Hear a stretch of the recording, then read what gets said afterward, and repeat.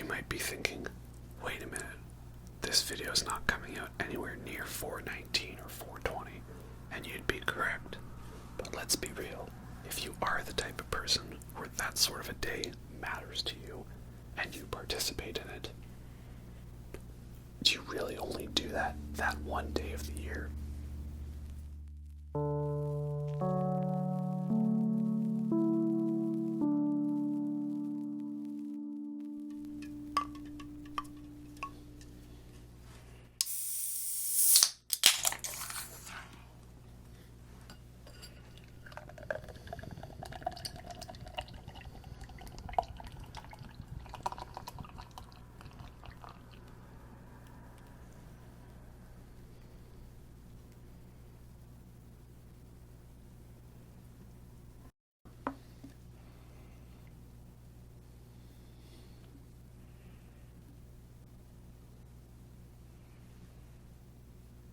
Not bad. Hello everyone, and welcome to the ASMR review show. Now, here's the deal. I'm a little bit sick right now. I've had a very bad, not sore throat, but my voice sounds bad. And the strange thing is that when I talk with a bit of an Irish accent, it makes it so my voice does not sound as bad. Hence, I have an Irish beer, and for some of the video you may hear me slip into an Irish accent, which is not very good. I know I'm not saying this is a good accent. It's probably very bad, so I apologize if that's anti-ASMR for my viewers, because I'm actually Canadian. But if I do Canadian accent and Irish accent and I get somewhere in between, then it kind of becomes like your typical Canadian accent that you might be used to hearing on the news and stuff. So yeah, that's how we're gonna roll, because I still want to make videos for you guys, but it's a little tricky with that, and I'm gonna have to talk quite softly. Any regular level of voice, it just does not jive well with my throat right now. I'm not sure why. It really sucks. But yeah, I've got a nice Irish beer, and that's settled quite nicely. This is a Kilkenny, of course, and you gotta sip under the foam and give yourself a foam stash.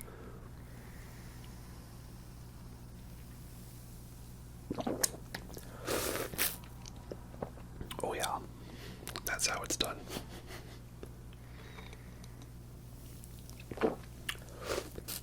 Yeah, there you go. That's just the only way to do it. Nice good Irish beer under the foam, give yourself a foam stash. And it was great because last weekend I was out partying and I had lots of black and tans, or half and half, what they call it, where it's like half harp, half Guinness. It's such a great combination. And now we've got Kilkenny as well.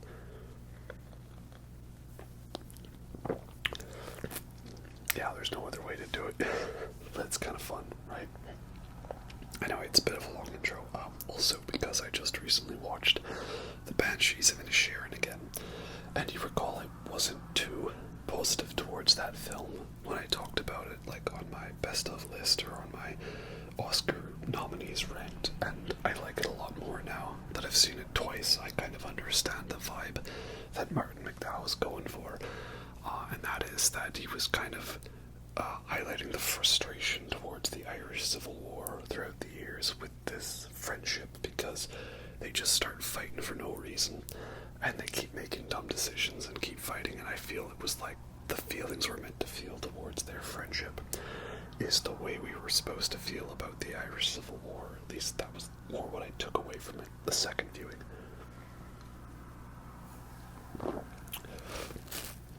That's never gonna get old. Maybe it wasn't the best choice. But anyway, yeah. We're here now. That was Kilkenny. It's got a nitrogen bubble in it, so you can pour it and give yourself the nice good foam and orient. And we're talking about music. Albums to, shall we say, enjoy yourself to through certain ways. I don't know if it's gonna get me demonetized, but drugs, we're talking drugs, right? Specifically weed and maybe shrooms as well, I guess. Chill drugs and psychedelics, right? Those non-taxable drugs that they don't want you doing.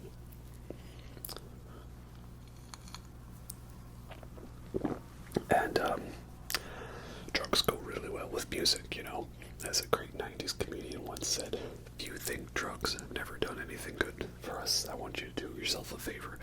Go home tonight, take all your albums, all your tapes, all your CDs, and burn them. Because you know what? The musicians who have made all that great music that's enhanced your lives throughout the years.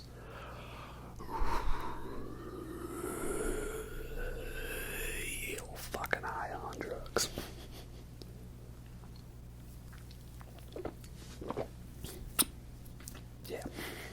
I'm going to talk about some good albums that I think would pair very nicely with drugs. And I've never done drugs, absolutely not. No, sir. No, officer. I'm a good, law-abiding citizen, alright? But if I were to do drugs, these are some albums I would do that too. And it's not comprehensive. I've just got 10, because the list could be a lot longer if I wanted to. And I've only got one per band, because some bands I could fit their entire discography on here, if you know what I mean. Anyway, enough beating around the bush. Let's get down to it then.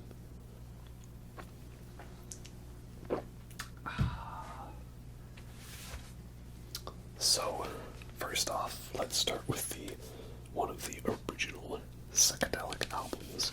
That is, of course, Sgt. Pepper's Lonely Hearts Club Band by the Beatles. And I mean, look at that album cover, the bright colors and stuff. Yeah, there's already drugs involved, alright, that's for sure.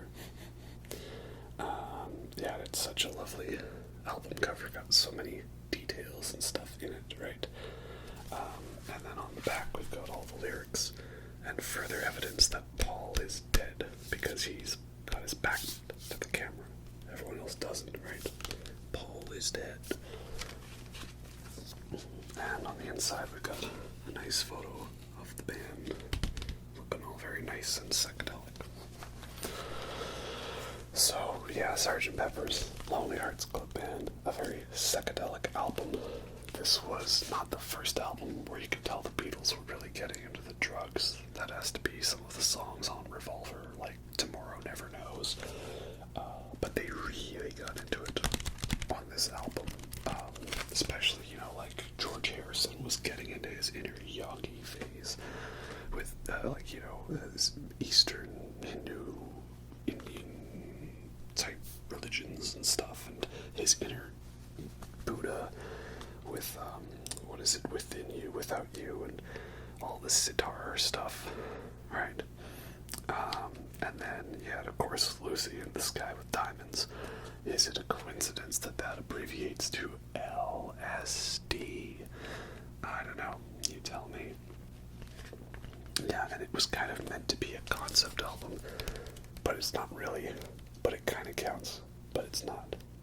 But yeah, it's very trippy and psychedelic. The production's great, especially on headphones. It's, 60s albums where they had way too many panning effects just to show off the stereo effect, but I still think it's really cool and representative of the era. So yeah, this would pair quite nicely with some fun things for recreational use, if you know what I mean.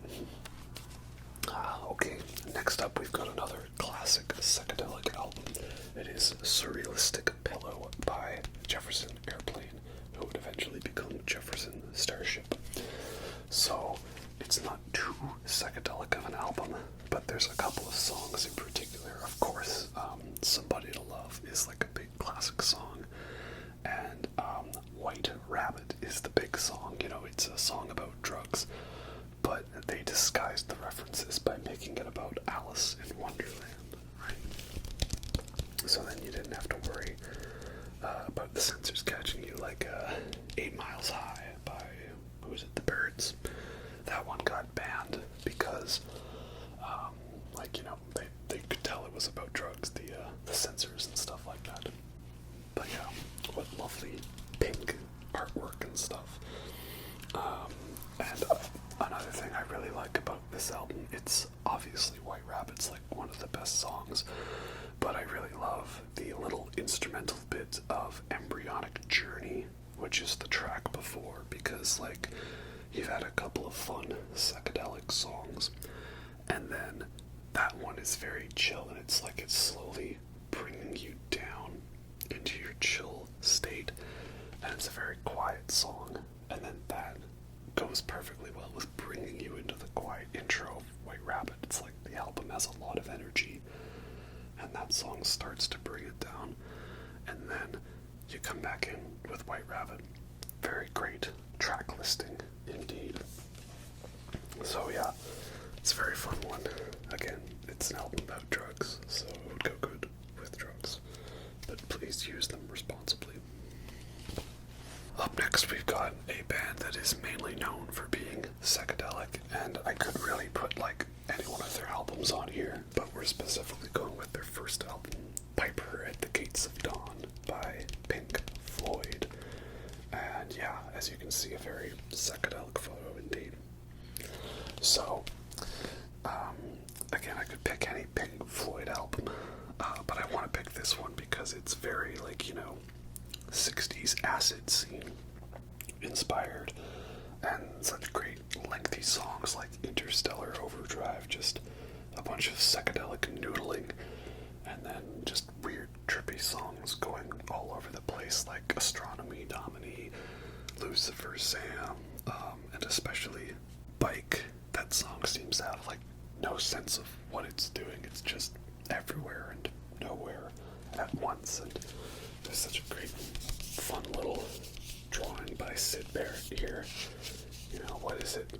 I don't know, man, but yeah, these guys were really into their acid there, and Sid Barrett got a little too much into the acid, if you know what I mean.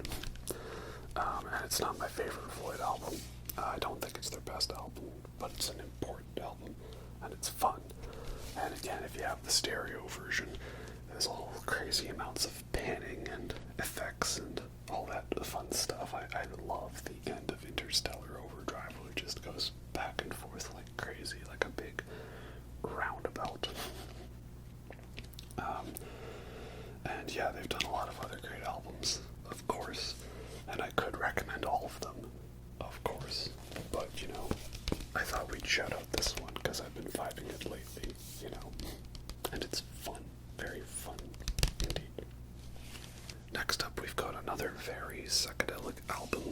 It's Tommy by The Who, and this album specifically has a song about someone giving our main character like all the drugs. So yeah, I think it's perfect for this video. And a weird trippy album cover with pictures of the band, and I guess the guy in the middle is meant to be Tommy, but it isn't. It's just they're all different members of the band. Since I see that's Pete and Keith and John and Roger, a bunch of young, lovely British lads. Yeah, very great artwork. Lots of great artwork in this album, and it's a double album. And yeah, it's about going on an amazing journey and stuff, and eyesight to the blind, right? What else can I say? It's funny, I actually used to not like this album a lot. I always preferred Quadrophenia, and I still prefer Quadrophenia, because I think that's a good rock opera concept album, but it still has good songs. And this one, a lot of the pieces are kind of just little bits in service of the story, which is how a rock opera goes. And it was cool that this was like the first big rock opera.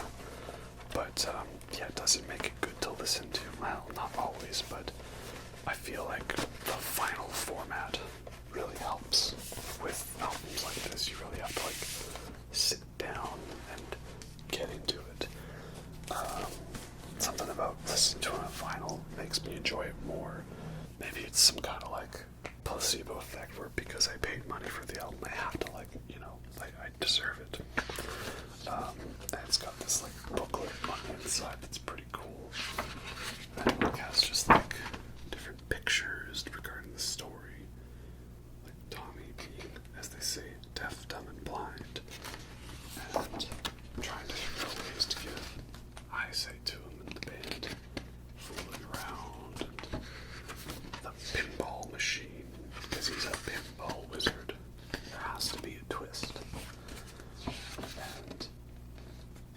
smashing the mirror somehow snaps him out of his trance because he sees the incident through the mirror. And he becomes like a weird cult-like leader about playing pinball. And he has a holiday camp. But eventually his disciples reject him and the camp is in ruins. But then at the end of the film he goes and climbs up on a mountain, so it's okay, right? He reaches enlightenment, I guess. It's a very odd story, they were definitely on something on this. But yeah, maybe pair this with something nice and you'll have some cool visions and stories of your own to tell with it. Yeah. Again, these guys in the 60s had to be on the drugs. Who comes up with a story about a guy whose father comes up from the war and kills the guy who got in there, and then the guy becomes blind and he can't see, and then they try to take him to the preacher, and they talk about Christmas and Acid Queen, and yeah, then there's pinball. I don't get it, man, but it's awesome. So yeah, that's Tommy by The Who.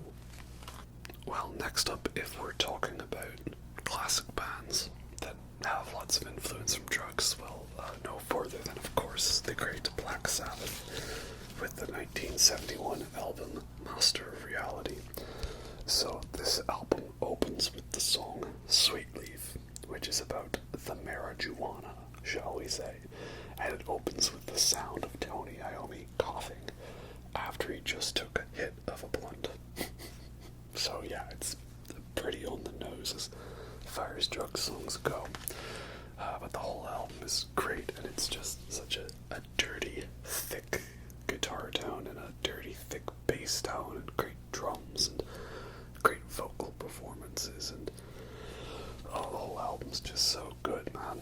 Like, yeah, there's one song about drugs, but the whole album's still great, and you could make an argument that a lot of Sabbath albums have a drug influence. Master of Reality is weed, Volume 4 is cocaine, and then Sabbath Bloody Sabbath and Sabotage are acid. So yeah, very good discography indeed. And we love how this was the first truly heavy Sabbath album, because this was the first one where they tuned down to C-sharp standard, so it's a little more heavier than stuff on in standard tuning like War Pigs and Black Sabbath. So it's great, and I love it, and I'm sure I've talked about this album in 5 different videos, and I'm gonna keep doing it because it's such a great album. And yeah, Sweet Leaf indeed. And then there's that funny story I heard that they don't play Sweet Leaf live anymore because Ozzy wouldn't be able to handle the smoke from the audience of everyone toking up, right? But they still sell a bunch of 420 specific merchandise. So basically we have this album to thank for all of stoner doom metal and stoner rock and stuff, and that's why doom metal is just synonymous with weed and stuff, because of this album, and it's great. We love it. Now next up we've got another band that is not necessarily a psychedelic band, but the early stuff was pretty psychedelic and was very 90s version of Pink Floyd, and that is Porcupine Tree. I don't have their first album on the Sunday of Life on vinyl. That would be a good choice because it's got songs like Linton Samuel Dawson, again, LSD, and that's a very acid song with the voice pitched up real high, and then you've also got songs like Footprints, which specifically references the pre-chorus of Lucy in the Sky with Diamonds, or the first Tangerine Trees and Marmalade Skies, or whatever it is. But the one we're talking about today is The Sky Moves Sideways, and is this meant to be a Doctor Who reference with the phone booth in a random location? I don't know. And on the back, Mr. Stephen Wilson himself. So, yeah, it's a very great album. There's different versions of it depending on whether you have the CD, the digital, the vinyl, the remaster, and it all just depends on what songs it has in the middle and which version of Moon Loop it has. There's different versions of Moon Loop. It's a very long, jammy song. But yeah, it's a great album. It's got the big epic song, The Sky Moves Sideways, which is split into 2 parts, so it kind of gives me a Wish You Were Here vibe, or a Systematic Chaos vibe. And yeah, great artwork, right? So yeah, if you're into Porcupine Tree and you really like their 2000s metal stuff, like Absentia or Deadwing, Fear of a Blank Planet, I think their early stuff is worth checking out. I mean, I don't love it as much, but they kind of had a different phases, shall we say. Like Voyage 34 is another one I would recommend if I had it on vinyl, but I don't. That's literally 4 songs about a guy having his 34th acid trip and kind of going a little wrong for him, right? On Voyage 34, he found himself coming up the down staircase. Down the up staircase, up the down staircase, I believe, which is Porcupine Tree's second album. Yeah, so the early stuff is very 90s Pink Floyd sound, and long, spacey, jammy epics and stuff, and very Pink Floyd. I've said it a lot, but it's true. Like the riff from Voyage 34 Part 1 is literally another brick in the wall. Same tempo and key and everything, but it's great. And then you've got late 90s Porcupine Tree, like The Stupid Dream and Lightbulb Sun, and that's kind of like 90s alternative, like Radiohead, but with a bit of prog to it. And then you get 2000s Porcupine Tree, which is like new prog metal, like Tool and stuff, and it's great. That's my favorite phase of Porcupine Tree. But if we're talking about some good albums for having some good times too, then this is a good one for doing good things. Oh yeah, very good indeed, worth checking out. Now, if you manage to guess what the next 2 albums I'm talking about are, you get 0 points, because it's just the 2 obvious ones. And when I show you the first one, you'll know the second one. We're talking about the 2 big titans of stoner doom metal in the 90s and the 2000s. The go-to for talking about stoner doom metal. And one of those bands is, of course, Electric Wizard with the album Dope Throne. Oh yeah, look at that. It's like I'm on the cover of the album. Very nice. Yeah, it's just Satan himself taking a good old bong hit with all of his servants in the background. Like, how stonery doom metal could that be? Yeah. And then the back is just like a trippy photo of the band performing. Very great. And so you've got like songs about everything's messed up, let's nuke the world, and a song called Venom Sabbathy, Sabbathy riffs, and a song about Lovecraft stuff, weird tales, songs that sample like Conan the Barbarian, I think it is. Was it the song Barbarian is like the wizard? Wow, wow, it's all the fuzz. And I'm not going to bother showing it this time, but I have the Behringer Super Fuzz, right, which is their version of the Hyper Fuzz that was used on this album.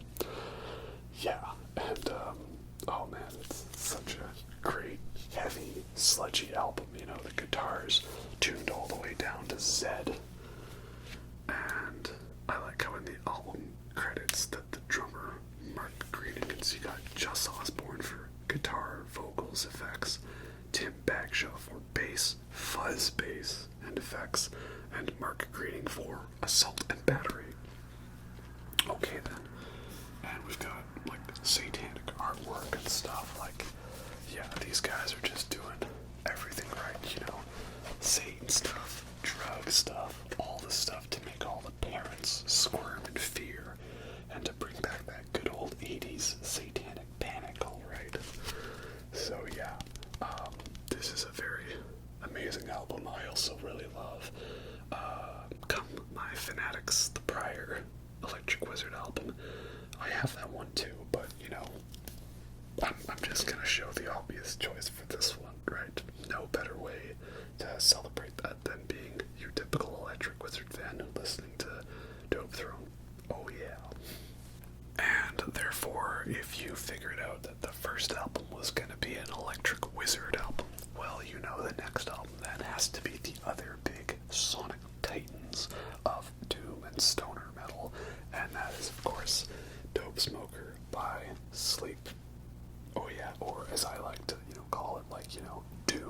the soundtrack, right? Because that's straight out of Dune. Alright, yeah. Such great artwork, man. So yeah, most of the jokes about this album, Dope Smoker, is that it's one really long song, right? It's the song Dope Smoker, which is 63 minutes long of just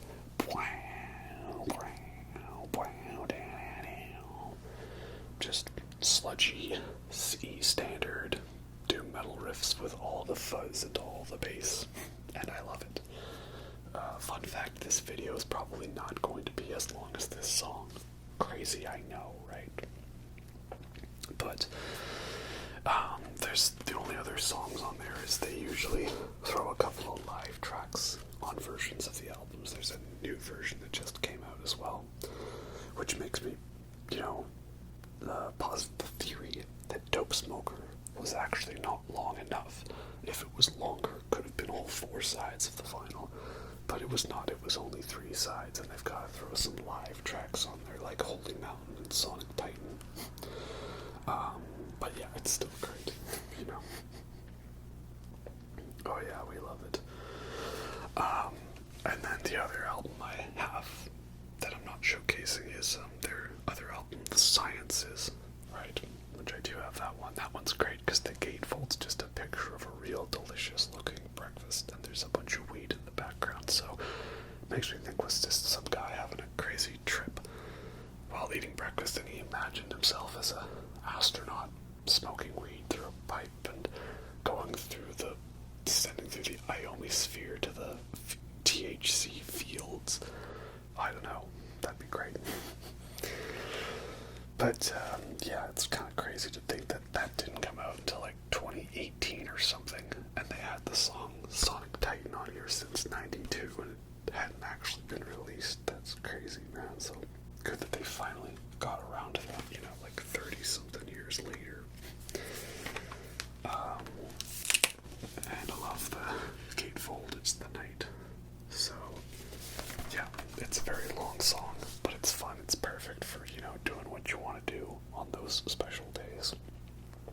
And here's hoping I'm feeling equal Dope Smoker vibes for Dune Part 2, which should be coming out this year. They've released some photos of it and stuff, and it looks good. Though I'm disappointed that it's Austin Butler as Fade. I would have liked Ryan Gosling so we could get that full frontal nudity scene that was supposed to happen for Sting in the original, you know what I mean? Oh well, if we could see Austin Butler fully naked, that'd be good too. He's a pretty fine looking dude, if I don't say so myself. Dope Smoker's fun. And of course, we gotta talk about the band that I quoted. I quoted a comedian, Bill Hicks, earlier, and he is sampled on a song by this band, and that band is, of course, Tool. But I don't have Anima on vinyl because I do not have $1,000 sitting around just to spend on a single record, and they have not repressed that one. They keep repressing Fear Inoculum, and they keep repressing Opiate and Undertow, and that limited edition of Lateralis has a lot of copies apparently, right? The one that they haven't put out on vinyl is 10,000 Days. And actually, wait, have I showcased Fear Inoculum? Did I use that one in a vinyl video yet? I don't think I did. I'm gonna go grab that one after we talk about this one, because that's worth talking about. But yeah, this is not an official vinyl, it's a bootleg, but it's still cool to have, So 10,000 Days, I think, is an underrated Tool album because people talk about how great Anima and Lateralis are, and how those are the 2 best ones, and they'd be correct. But then I feel a lot of people give a lot of love to Undertow because it's got a couple of short, angsty 90s songs that the people who got into Tool when they got big really like. But I don't really like the second half of Undertow that much. It's kind of meh. So I really like 10,000 Days. I think that might be really up there for me a lot. And now Fear Inoculum's out. A lot of people didn't really dig that one too much, but I did too. So maybe I'm just too much of a Tool fanboy to be objective. But this album's great. Obviously, lots of great artwork about like expanding your mind and transcendence. All of the Alex Grey. He went full Alex Grey mode for this art. That's a good thing. We know Alex Grey likes his weed and his acid. Oh, that's for sure. So that'd be a pretty good pairing for this album, I'd say. Yeah, I don't know, a lot of Tool fans aren't really that big into it, but I think it's really good. Like Vicarious and Zombie, just two really great, upfront, straightforward songs for Tool, that is. The epic 10,000 Days is great. The Pot, again, another great, fun, mainstream, punchy song. Rosetta Stone is like such a good epic with such a fun story to it. I love it. And Right Into is a very underrated song, one of my favorite ones, and the song that I always thought Fear Inoculum was going to sound like, and I think I was right on that account. You've noticed I've skipped over a couple songs there, and that's because I count them as interludes, not really proper songs like Lipen, Conjuring, and Lost Keys, and Vinci Tres, right? But Intention is, it's also a pretty cool song, so yeah, I think it's a pretty good album. It's not my favorite Tool album, it's not most people's, but I do think they, they're gonna put Anima and Lateralis in like S tier, and then Undertow in A tier, and they're gonna put 10,000 Days in like B or C tier, along with Fear Inoculum in B or C tier, and I don't agree with that. They're pretty much all S and A tier for me, and Undertow's B tier. So yeah, very, very good one for this day.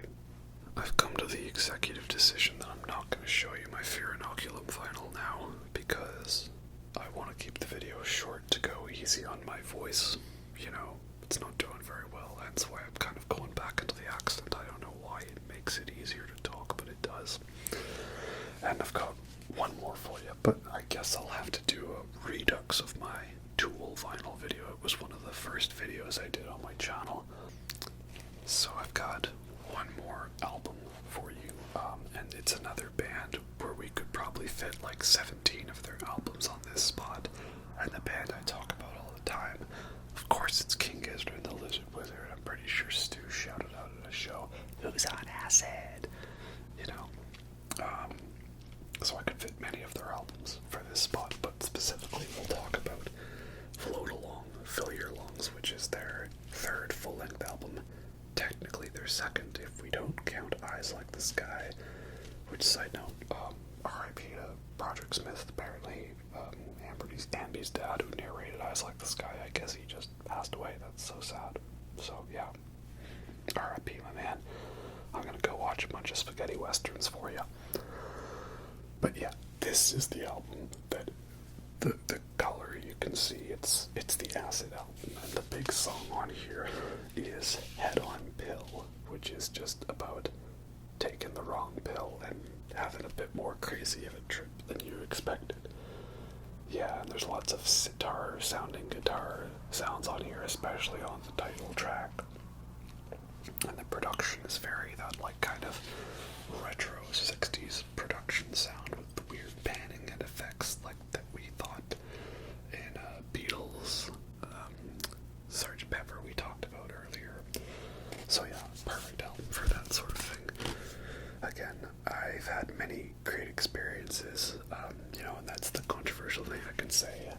I took drugs and I had a good time. I sat listening to King Gizzard records and had a fun time, right? Sorry. Now, where's my commercial, right? So yeah, it's a very good one for that, but we could basically say all King Gizzard albums. We could, really. Well, that's all I'm going to show for albums right now. Again, this video is probably a little later than I intended, because I didn't actually think about making this video until like the weekend after 419 and 420. But again, as I said in the intro, if you're that type of person where those days actually matter to you, or those are a thing, do you actually only do drugs the one day of the year? Like I've always told people local stoner's gonna celebrate 420 by doing the exact same thing he does every day. Okay, my voice is actually really dying from doing this right now, even with the accent. I've been coughing a lot off camera between the edits, so I'm gonna go rest now, and hopefully we'll get some more videos out. I'll be back to normal and can talk in my normal voice. You guys are awesome. Hope you had a great 419, 420, and every other day of the week, you know.